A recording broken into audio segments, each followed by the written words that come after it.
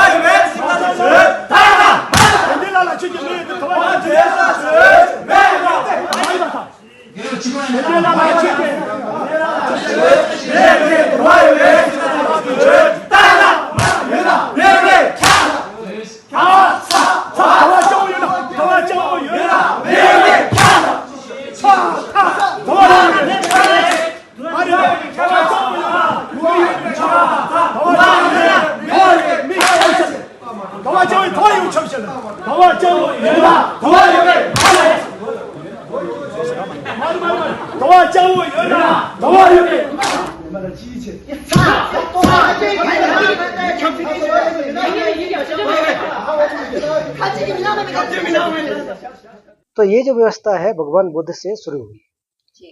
शास्त्र हालांकि जो आज देख रहे हैं उस रूप में नहीं थी, फिर कालांतर में समय के अनुसार अगर देखो तो भारत में बहुत बड़े बड़े जो विद्वान भी हुए, विश्वविद्यालय भी हुए। उसमें से सबसे प्रमुख नालंदा विश्वविद्यालय हुआ।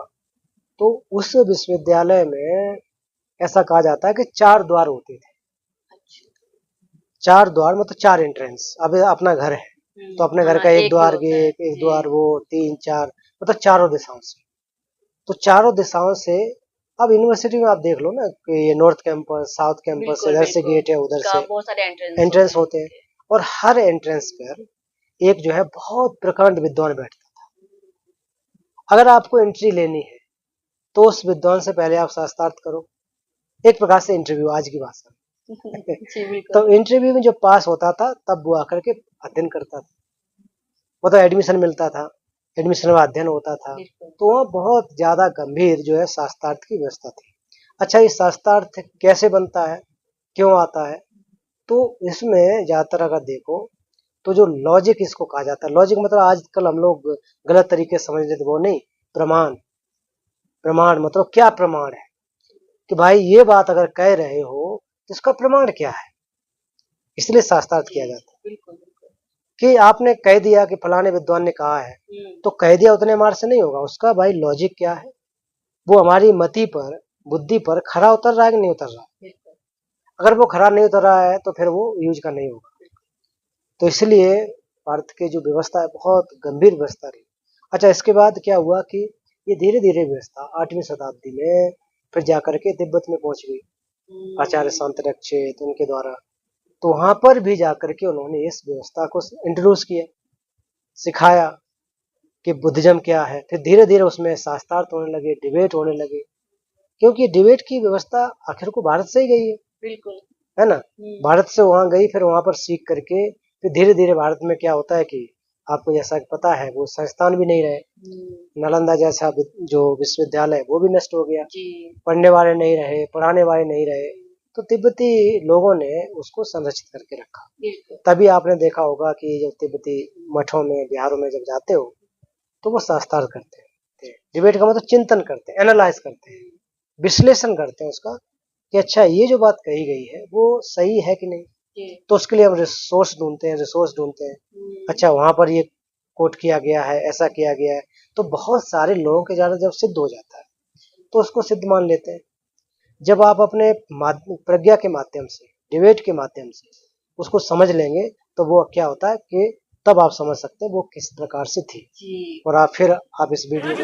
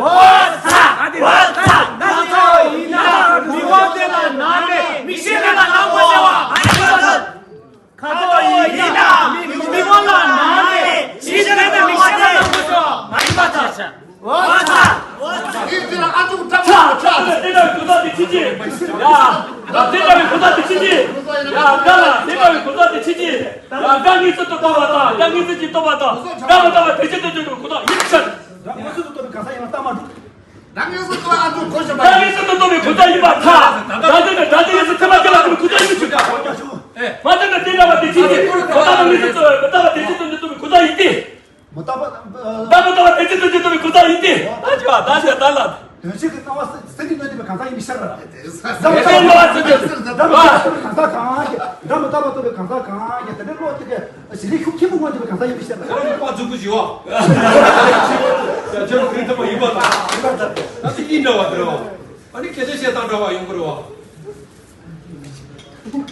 와. 집어라 와. 계단 열라도 돌아. 시마시 되고 와. 그래. 아니 미도 나와 레도.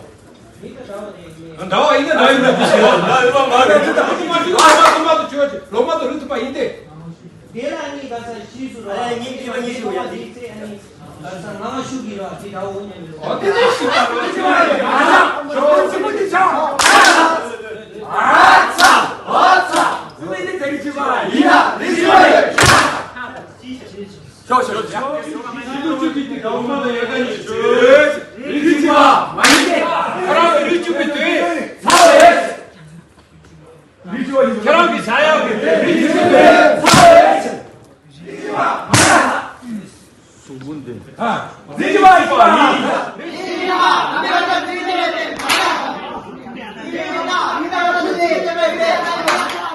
मुझे एक क्वेश्चन और करना था कि मैंने अक्सर देखा है कि चाय लीजिए, अपने चाय। इंडिया में डिबेट नहीं होता है। मैंने टिबेटियन मॉन्क्स को देखा, अक्सर देखा है मैंने। जैसे आपका जोंगसर हो गया, आपका चौधरा हो गया, आपका सेरलिंग हो गया, उसमें मैंने अक्सर देखा है। साउथ में भी देखा साउथ में भी है, डिबेट होता है। अपने इंडिया मॉन्क्स में नहीं होता है, क्यों ऐसा? ये बहुत अच्छा क्वेश्चन है। जी। तो होता क्या है कि देखिए, बुद्ध के जो थेरवादन परंपरा में बुद्ध के वचनों को जैसा का तैसा मान लिया जाता है। जैसा का तैसा, उसमें बहुत ज्यादा वाद विवाद नहीं करते हैं। मानना ये होता है कि बुद्ध के वचन पे हम विवाद कैसे कर सकते हैं, क्योंकि वो तो सत्य उन्होंने बोला है। मतलब ये मानना है कि कैसे कर सकते हैं, उसमें क्वेश्चन नहीं कर सकते हैं।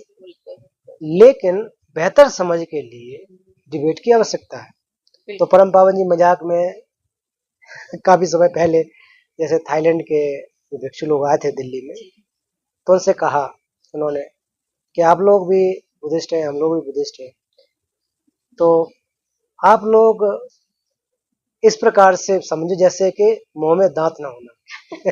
तो मुंह में दांत ना होने का मतलब है कि तो आप मतलब सॉफ्ट चीज जो है, जिसके मुंह में दांत नहीं होंगे तो वो सॉफ्ट चीज को खाएगा, और जिसके दांत होंगे वो चबा लेगा, वो कठिन से कठिन चीज को भी। तो हालांकि एक मजाक के तौर पे था ये, तो सही बात है। डिबेट के माध्यम क्या प्रमाण की आवश्यकता होती है, लॉजिक प्रमाण। तो पूरा प्रमाण के माध्यम से कैसे उसको सिद्ध किया जाए, तो केवल स्वीकार नहीं कर लेना। तो हमें बुद्ध के बताए हुए जो विषय है उस पर हमें बहुत ही तर्क तरीके से मानने की जरूरत होती है। तो हालांकि देश की व्यवस्था होती है, वहां पर चीजें नहीं रहती, भारत ही नहीं, आप श्रीलंका में जाएं, बंगाल में ये थाईलैंड जाएं, बर्मा जाएं, कंबोडिया, लाओस और भारत, तो ये थेरवादन कंट्री है, उसमें प्रमाण पर बहुत ज्यादा जोर नहीं देते हैं। बिल्कुल, बहुत ज्यादा जोर नहीं, इसलिए आपने नहीं देखा होगा। तो हालांकि आप धर्म का अध्ययन वो भी करते हैं। त्रिपिटक का तीनों जैसे परंपराएं हैं हमारी, तीनों कहने का मतलब चाहे थेरवादन परंपरा हो, चाहे हमारी महायान परंपरा हो, वज्रयान परंपरा हो, बुद्ध के वचन तो सेम है, विनय भी सेम है, सूत्र भी सेम है, अभिधम्म भी सेम है, लेकिन उसको समझने के लिए व्याख्या करने के थोड़े थोड़े तरीके अलग होते हैं। लेकिन मैं जहाँ तक अपना अनुभव से कहूँ, पिछले 18-20 वर्षों के, मैं भी इस परंपरा से, डिबेट की परंपरा से गुजरा हूँ, जैसा कि आपको पता है। तो उसमें आपकी जो बुद्धि है वो बहुत सारे एंगल से सोच सकती है। आखिर कोई ऐसा है तो क्यों है, ये है तो क्यों है, तो क्यों का क्वेश्चन हमेशा यहाँ आता है, वजह क्या है इसकी। तो हालांकि देश की अपनी अपनी व्यवस्था है, सिस्टम अलग अलग होता है। तो थेरवादन लोगों में या भारत में वो इस डिबेट की व्यवस्था नहीं है, लेकिन उतनी नहीं जैसे कि तिब्बतन परंपरा। केवल तिब्बत की ही बात हम कह सकते हैं, बाकी के आप तिब्बत के अलावा चीन में भी देखें, जापान में देखें, कोरिया में देखें, तो ये सारे के सारे महायान देश हैं, लेकिन वहाँ ऐसी व्यवस्था नहीं है। मैंने अक्सर देखा है कि तिब्बत के जो मॉन्क्स लोग हैं वही करते हैं। वहाँ पर अभी यहाँ पढ़ने के लिए भी दुनिया भर के लोग आते हैं, दूसरे देशों के भी आते हैं। तो डिबेट के माध्यम से बहुत गहरी तरीके से सीखा जा सकता है। बिल्कुल। ठीक है। अच्छा, जब ये डिबेट करते हैं मॉन्क्स लोग, तो ये इनका फेस का एक्सप्रेशन ऐसा लगता है जैसे लड़ रहे हो, इल्जाम लगा रहे हो कि क्यों किया, मुझे सबूत दो, ये क्या है, ये मुझे देखो थोड़ा ऐसा हंसी भी आता है, बट ऐसा है, होता है, ये पोस्चर भी है। जी इसका क्या होता है कि आपने देखा होगा कि ऐसे ताली बजाते हुए जी दिखते हैं, पैर उठाते हैं, जी ये बहुत ही अच्छे है, लॉजिक है। जब ये एक हाथ को जो है कि कंपैशन और विजडम, तो कंपैशन क्या होती है, हमारा उपाय है, विजडम क्या है, मतलब प्रज्ञा। तो बुद्ध ने कहा कि उपाय और प्रज्ञा के माध्यम से हम लोग क्या कर सकते हैं, बुद्धत्व की प्राप्ति कर सकते हैं। तो ये ऐसा नहीं है कि मजा आ रहा है ताली बजाने के लिए, ताली बजा रहे हैं कैसा है, ऐसा नहीं है। उपाय और प्रज्ञा को दिखाते हैं कि जब उपाय और प्रज्ञा दोनों आ जाएंगे साथ में, तो क्या होगा, तो फिर क्या होगा कि हम बुद्धत्व को प्राप्त कर सकते हैं। पैर ऊपर उठाते हैं, देखा होगा लेफ्ट, अक्सर हाँ, है ना, पैर ऊपर पैर जो ऊपर उठाते हैं, जी जी तो पैर उठाने का मतलब है कि जितने भी जो लोअर रियल अर्थात दुर्गति में जितने भी जीवधारी हैं, उनको उठा करके सदगति में लाना, उनको बुद्धत्व की प्राप्ति कराना। और जो पैर जमीन पर पटकते हुए देखे, मतलब जो जिसको हम रोल मतलब निम्न योनि का दरवाजा जिसको कहा जाता है, निम्न का अर्थ हो गया जैसे जानवर लोग हो गया, प्रेत हो गया, अन्य अन्य हो गया, तो उसमें उस दरवाजे को हम बंद कर रहे हैं, ये संकेतांक होता है। वो बंद कैसे कर सकते हैं, प्रज्ञा के द्वारा। प्रज्ञा अगर होगी तो हम क्या हो सकते हैं, बुद्धत्व को प्राप्त कर लेंगे। बुद्धत्व को अगर प्राप्त कर लेंगे तो हम क्या करेंगे, हम तो नरक में पैदा नहीं होंगे, दोबारा से जन्म नहीं होगा। तो ये जो संकेतांक है, इसको लोग नहीं समझ पाते। बहुत सारे लोग ऐसे ही मजा करके, हम लोग जब डिबेट करते हैं वो भी करते हैं, बेचारे क्या जाने। हाँ। तो इसका अर्थ ये होता है एग्रेसिव, जब देखा होगा आपने, जैसे आप इस वीडियो में भी देखिए, तो हमारी बात क्या थी कि एग्रेसिव क्यों होते हैं। तो एग्रेसिव इसलिए होते हैं कि मतलब अगर आप पानी को दूध कह रहे हैं, पानी को दूध कह रहे हैं, तो आप गलत कह रहे हो। बिल्कुल। अगर आप मानने को तैयार नहीं हो, हम लॉजिक भी लगा रहे हैं, बहुत बार युक्तियां लगा रहे हैं, लॉजिक मतलब युक्तियां, तरीके, तो उस समय जब मानने को तैयार नहीं हो रहा है, मतलब आप जो है उस हठ धर्मिता को छोड़ना नहीं चाह रहे, इतना ज्यादा आप उसमें जकड़े हुए हैं। तो उसमें चेहरे से लगता है, ऐसा नहीं कि हम क्रोधित हैं, मतलब होता है ना कि आप क्यों नहीं मान रहे हैं, जैसे हम आमतौर पर कोई बातचीत जब हम करते हैं तो मान नहीं रहे, ऐसा है वैसा है, ऐसे हम लोग चेंज हो जाते हैं, ऐसे करते हैं ना कि तुम क्यों नहीं मान रहे हैं, ऐसा वैसा है। तो कभी कभी बहुत ज्यादा ऐसा होता है, लेकिन जब डिबेट खत्म होने के बाद फिर एक जैसे, कभी इसमें ऐसा नहीं है कि कोई दुश्मनी आ जाती है। वहां पर क्या होता है कि हमारी जो सोच है, जो मत है, उसमें अंतर होता है। उसमें अंतर होता है कि ये जो हम दोनों ही मान लीजिए कि एक गुरु को फॉलो कर रहे हैं, उनके द्वारा फॉर एग्जाम्पल, तो उनके द्वारा बताई गई बातों को दोनों मान रहे हैं। अब दोनों, एक मान नहीं रहा है, एक मान रहा है, तो फिर हम लोग सिद्ध करने को करते हैं अलग अलग माध्यम से कि अच्छा ऐसा नहीं ऐसा है। तो उसमें ये इंप्रेशन लगता है कि एग्रेसिव लेकिन होता नहीं, लड़ाई झगड़ा जैसा ऐसा नहीं है। तो आप डिबेट जब देखोगे तो बहुत ज्यादा लंबे लंबे, कभी कभी तो अभी तो नहीं है इतना सुनने को आया, तो हमारे गुरु लोग बताते हैं कि तिब्बत में कभी कभी तो रात रात भर डिबेट चलते थे, 24 घंटे बिना खाए पिए। मैंने अक्सर भी दलाई लामा जी के टेम्पल में अक्सर देखा है, 7 बजे शाम के 8 बजे चल रहा है उनका डिबेट, चल रहा है उनका कंटिन्यू हमेशा। कंटिन्यू तो अलग अलग होता है, वो अलग अलग कुछ समय ऐसे होते हैं कि जैसे रात में डिबेट वो अलग अलग क्लासों के होते हैं, जिसको मतलब नाइट वाला डिबेट कहा जाता है। एग्जाम्स होते हैं तो उस समय एग्जाम्स होते हैं। तो अच्छा, एग्जाम में भी डिबेट बिल्कुल बिल्कुल एग्जाम में भी, क्योंकि जब इस वीडियो के माध्यम से भी आप देखिए कि डिबेट में क्या होता है, जब एग्जाम होते हैं तो टीचर इधर बैठते हैं, इधर बैठते हैं, तो बीच में जो बैठा होता है सामने वो उत्तर देता हो, जो सामने बैठा हुआ होता है वो उत्तर देता है, जो सामने खड़ा होकर के वो क्वेश्चन पूछता है। अच्छा। तो वो डिबेट में भी क्या कहते हैं, एग्जाम में भी ऐसा होता है। तो वो नो डाउट, क्योंकि एग्जाम में डिबेट के माध्यम से, तो अगर आप डिबेट कर पा रहे हैं, अगर आप इस माध्यम से उत्तर दे पा रहे हो, तो लिखने में तो कौन सा वो है। बिल्कुल भाई, लिखने पढ़ने के बहुत सारी ऐसे हैं प्राचीन समय में जो अक्षर नहीं लिख पाते थे, लेकिन धर्म को जानते थे, तर्क कर सकते थे, शास्त्रार्थ कर सकते थे, सुन करके उसको करके कर सकते थे। तो वो क्या होता है कि एग्जाम में भी डिबेट होता है। मैं इससे गुजरा हूँ अभी बहुत सालों से। आप तो काफी लॉन्ग टाइम से हो, आई हाँ, थिंक 20 इयर्स से हो आप इसमें, और आपने आई थिंक किया भी होगा, आपने एग्जाम में भी डिबेट बहुत किया बार होगा। किया अभी। मैंने अक्सर आपको देखा नहीं है, बट मैं हाँ, कोशिश पूरी रहेगी कि मैं आपको देखूं उसमें। मैंने मोस्ट लोगों को देखा, बट मैं चाहूँ मैं अभी आपको भी देखूं। अभी तो हम लोगों का क्या कहते हैं कि एक तरह से लगभग लोग समापन की तरफ है, तो अभी भी होता है डिबेट। लेकिन जब जब हम लोग माध्यमिक क्लास तक होते हैं हम्म, उस समय बहुत ज्यादा एक प्रकार से डिबेट ज्यादा होता है। डिबेट ज्यादा मतलब उसमें बहुत ज्यादा लॉजिक चीजें प्रमाण की। तो फिर जैसे जैसे क्लास जब आ जाते हैं तो फिर चीजें अलग अलग होती चली जाती है। थोड़ा सा पहले से अच्छी समझ बन जाती है। अच्छी समझ बन जाती है तो हम लोगों को बहुत ज्यादा वो नहीं प्रेशराइज नहीं होते हैं, ऐसा होता है। अब मुझे ये बताइए आप हम्म, कि ये जो डिबेट है, हम्म, ये सिर्फ टिबेटन में ही है या फिर हम अदर स्टडी में भी कर सकते हैं? जैसे अभी सीबीएसई हो गया, हम्म। इसमें हम अदर स्टडी में कर सकते हैं क्या नहीं, ऐसा? बिल्कुल डिबेट का मतलब ये थोड़ी नहीं है कि आप कोई ये तिब्बती का उसमें कॉपीराइट हो गया, ऐसा नहीं है। ये जो हम लोग के स्कूलों में भी देखो कहते हैं ना कि वाद विवाद प्रतियोगिता बिल्कुल। होती है, हम्म, लेकिन वो इतनी इंटेंसिव नहीं है। हम्म, अब कोर्ट में क्या है, डिबेट ही तो है। बिल्कुल। भाई पक्ष रखे जा रहे हैं ना, वकील अपना पक्ष रखता है, वो अपना अपना लॉजिक लगाता है, वही चीज है। लेकिन सब्जेक्ट अलग। बिल्कुल। यहाँ बुद्धिज्म के ऊपर है, वहां पर जाकर के कानून के ऊपर है, वो अपना प्रूफ करते हैं ना उसमें। तो जी, जी, भाई कोर्ट में क्या साबित करते हैं केस को, तो यहाँ भी एक प्रकार से साबित करना है।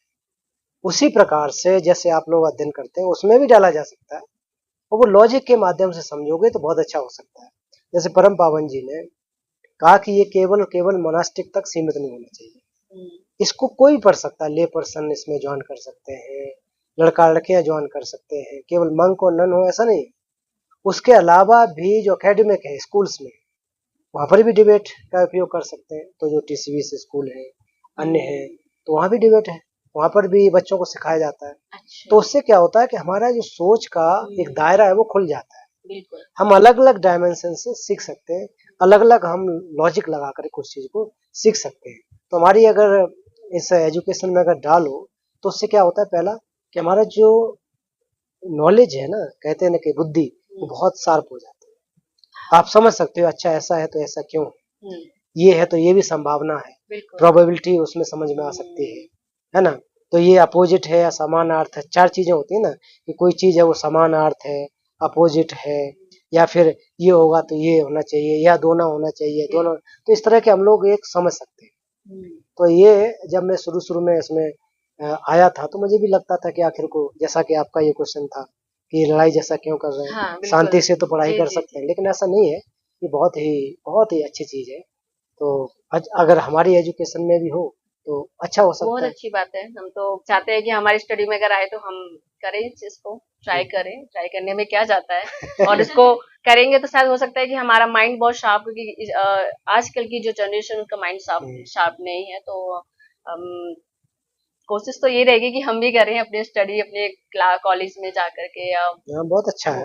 ये बहुत अच्छी बात है। ये बहुत अच्छी चीजें हैं जो हम देखते हैं, सीखते हैं। अगर हम करेंगे तो हम और अच्छा सीखेंगे। Thank you thank you. Navodaya, बहुत बहुत बहुत अच्छा लगा धन्यवाद। मुझे आपके साथ आपका इंटरव्यू, बहुत अच्छा लगा। बहुत सारी चीजें हमें सीखने को मिली, और कोशिश यही रहेगी कि हम आपको फिर से इंटरव्यू लें। क्या अच्छा। आप हमें फिर से अपना इंटरव्यू देंगे? ठीक है, ठीक है। ओके, तो थैंक बहुत यू। बहुत धन्यवाद आपका भी ऐसे क्वेश्चन पूछने के। ये तो एक प्रकार से माध्यम हो जाता है, जी, जी। क्योंकि ये है क्या चीज। सभी दर्शकों का धन्यवाद। और इस वीडियो के, ये तो है ही है, इसके अलावा आप डिबेट होता हुआ देखिए, उसमें मंक लोग, ये डिबेट जो है हाल ही में इंस्टीट्यूट ऑफ बुद्धिस्ट डायलेक्टिक, यहाँ पर भिक्षुओं के बीच में इसको जिंडा थबरे बोला जाता है, मतलब कि क्लास क्लास के बीच में इंटर क्लास डिबेट। तो उसका इसमें ये वीडियो है, क्लिप्स है, आप उसको देखिए। बाकी की समरी, बाकी की जो क्वेश्चंस हैं मैंने आपको बताई दिए। उम्मीद है कि आपको ये वीडियो अच्छा लगा होगा, और अच्छा लगा होगा तो क्या करना चाहिए, दूसरों को शेयर कीजिए, आप उन्हें नॉलेज बढ़ाइए नॉलेज उनकी। बढ़ा दीजिए। और फिर जो सब्सक्राइब नहीं किया तो फिर सब्सक्राइब कर दीजिए, तो आपको आगे भी वीडियो देखने को मिल सकते हैं। और आप, नॉलेज की बातें मिलेंगी हाँ, आपको। आप सभी का बहुत बहुत धन्यवाद। Touch the lake, NaMo बुद्धाय।